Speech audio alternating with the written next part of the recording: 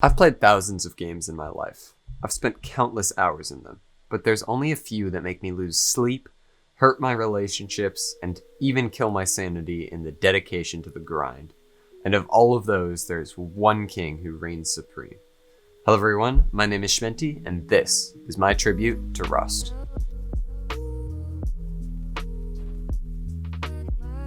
The Merriam-Webster dictionary defines addiction as a compulsive, chronic, physiological, or psychological need for a habit-forming substance, behavior, or activity having harmful physical, psychological, or social effects and typically causing well-defined symptoms such as anxiety, irritability, tremors, or nausea upon withdrawal or abstinence.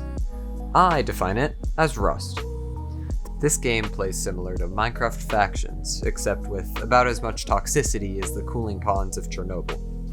This game is not for the easily offended. You'll be called a variety of names that would instantly get you expelled from any school on Earth.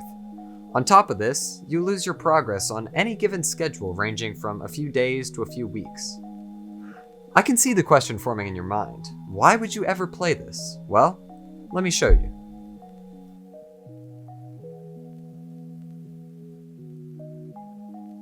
Rust's gameplay is simple when you break it down into three parts: early game, mid game, and late game. The first step is loading into a server, where you'll spawn on a beach naked with nothing to your name but a rock and a torch. You have to fight your way through countless natural hindrances, sweaty 10-man clans roaming with M249s, and toxic 12-year-olds skipping school to practice their AK recoil control. Much like Minecraft, you'll start by hitting trees with rocks. Eventually, you start hitting stones with that same rock and craft your first tools. You wander inland, away from the safety of the beach you've come to know. You pick up some, cloth, no drugs here kids, craft some spears, or if you're really rich, a bow. Congrats, you are officially a primate. Get some more materials, craft a building plan and a hammer, and make yourself a little shack to call home. Slap a lock on that puppy, and you've got yourself a base. Eventually, you make it to a road. You start hitting barrels and getting a ton of seemingly random, useless junk. And a little thing called scrap.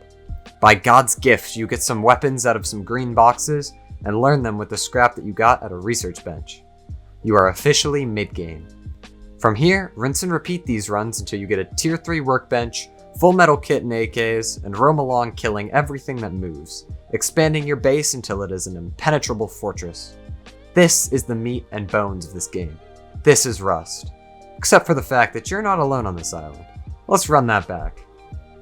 Let's go back to when you were just naked with some tools. Everything is going along great, until the sun starts to fall. You think to yourself, hey wait, I have a torch. Now I can see again. That's all dandy until you hear the crack of an AK and get downed. Some kid runs up to you in your still naked body, screaming about how bad you are and how you need to uninstall. He kills you. Your work is gone. Your loot's gone. You have to grind it all back. And then you get shot again. And again. And again. This is Rust. This is the pressure to succeed when everything else is against you. That fighting spirit that's only equivalent to a Spartan soldier. It's this desire to succeed when all hope is lost. This is Rust.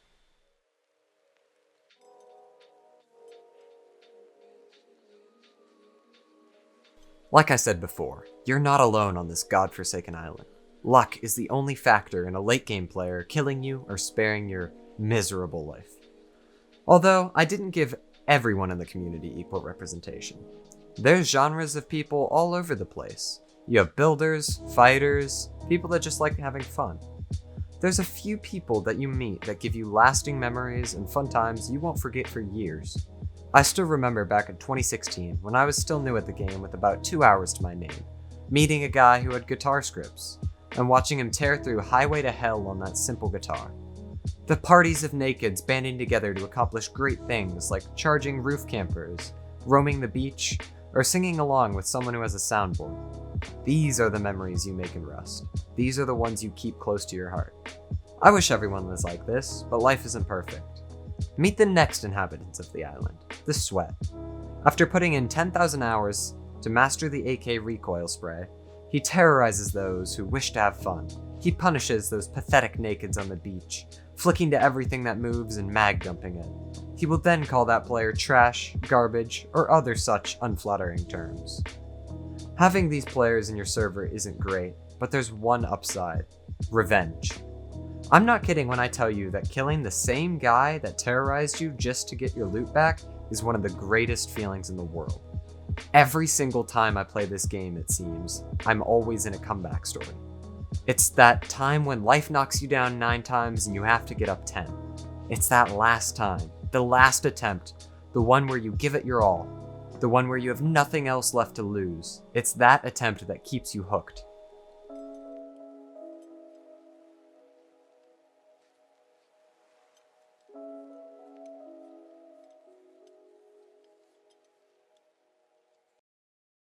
Somewhere in that space of time between naked on the beach and kitted with rocket launchers is where you'll fall in love with this game. This is a game for completionists. Eventually, you will turn into one of those sweats. And yes, I will confess, I've called the occasional fellow bad here and there. But overall, I don't roof camp or door camp, so I still think I'm up there in the books. This game is perfection in my eyes. Very rarely do I feel like the grind is actually fun, but this game stands out. I can't think of many other games where I actually enjoy the process way more than I enjoy endgame. But you have to have motivation. Take the YouTuber Wellen, for example. In almost every single one of his videos, he's terrorized by a clan and gets back at them. Most of the time, revenge will be your primary motivation. For example, in the gameplay behind this video, me and my friends are preparing to wipe the clan that terrorized us when we started clean off the server. This brings me to my next point.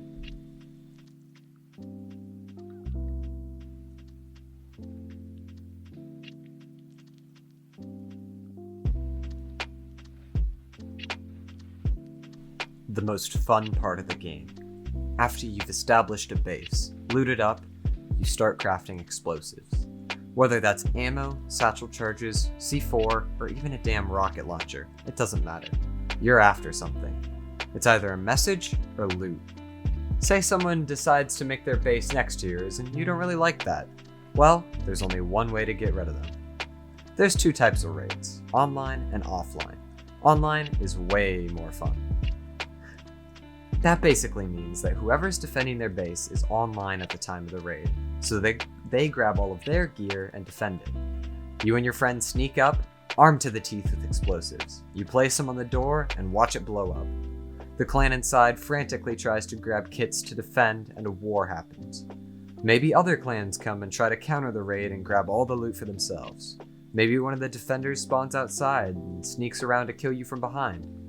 These raids are hands down the most fun part of Rust. Whether you're attacking or defending, it's the most heart-pumping, anxiety-inducing gameplay you'll ever experience. Raids make up the vast majority of my favorite memories in this game.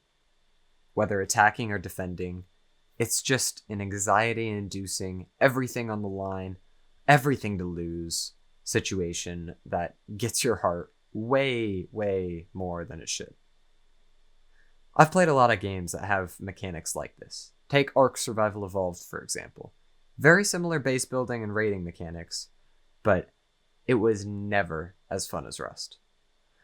Now, a lot of people think that that's just because Rust is overall a way more polished game, but I think it comes down to the people that play. In both, there's a lot of toxic little kids, but Rust has the vast majority of them. When you kill that sweaty tryhard, and he falls to the ground, and you loot that body, you feel like you've accomplished everything you want to in your life. You feel like for a little sliver of time, nothing matters, and you just conquered him. I feel like that's what makes this game as strong as it is. It's that they don't actually have to do anything. The devs, that is. It's all player made. There's no written storyline. It's all about the experiences you make with different people. And that's just rare to do in any video game.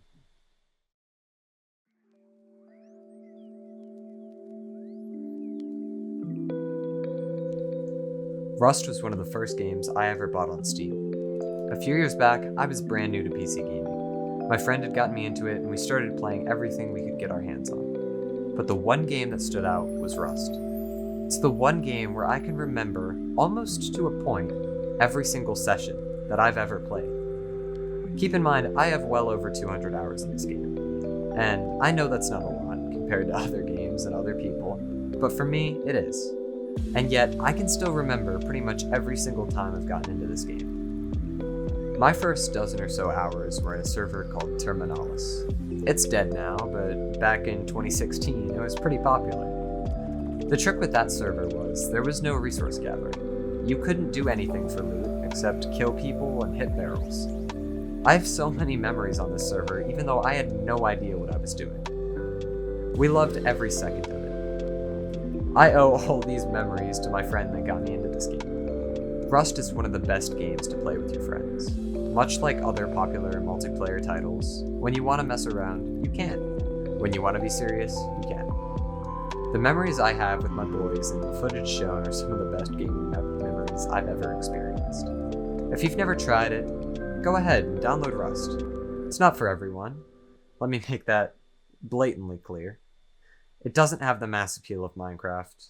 It does have a skill ceiling, however. And most importantly, it tricks you into making the grind fun. Thank you so much for watching this tribute. If you want to check out my other content, go look at my channel. I also edit videos for a gaming group called TRPC, link on my channel. If you like this video, consider dropping a like, and if you loved it, consider subscribing. Thank you so much again. This has been Shmenty, and I'll see you in the next one. What about you? Do you have any games that you want tributes to? Doesn't even have to be a game. I've got a lot of stuff in the works right now. TV shows, movies, music. It's all good. Please let us know if you have anything that you would love a tribute to, and I'll let you know if I can make it happen. I try to be engaged with my audience, and hopefully that'll start happening. Thank you so much again, and I'll see you.